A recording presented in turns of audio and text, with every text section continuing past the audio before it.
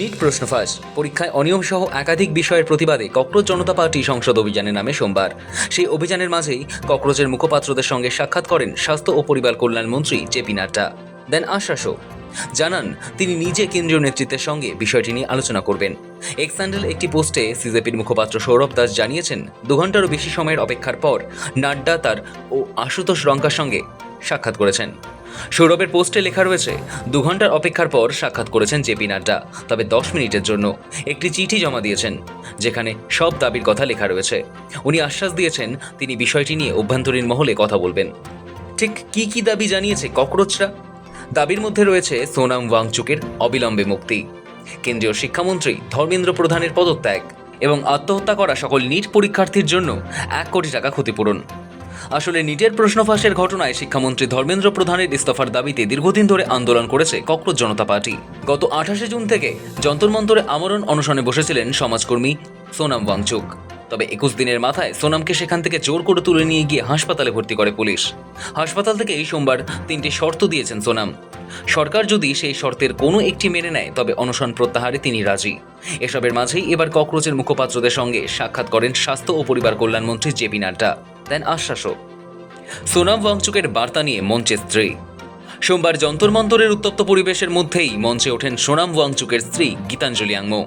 তিনি সমবেত হাজার হাজার আন্দোলনকারীদের উদ্দেশ্যে জানান, হাসপাতালে ভর্তি থাকা সোনাম ওয়াংচুক নিজে অভিজিৎকে অনশন তুলে নেওয়ার অনুরোধ করেছেন।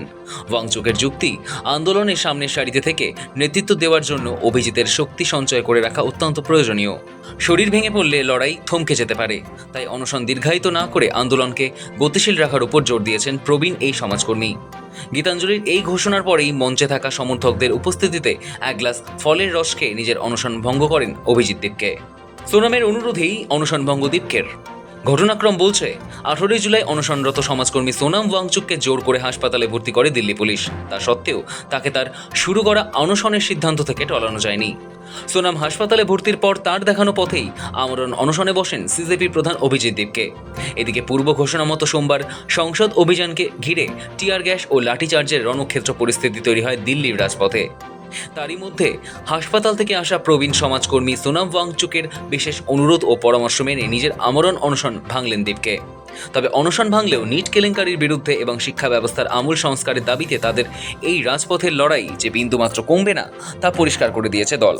এদিকে লড়াই যে আশার আলো নিয়ে আসছে তা স্পষ্ট হচ্ছে ধীরে ধীরে। 20 দিন পার হয়ে গেলেও সরকারের তরফে কিছুটা হলেও সাড়া মিলেছে।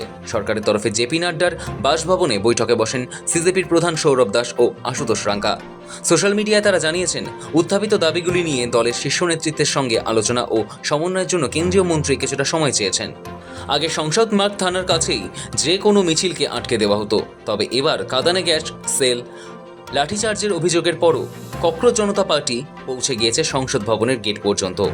নতুন সংসদ ভবন হওয়ার পর এই প্রথম কোনো দল সংসদের সামনে পর্যন্ত পৌঁছতে পারল। ব্যুরো রিপোর্ট, সময় কলকাতা।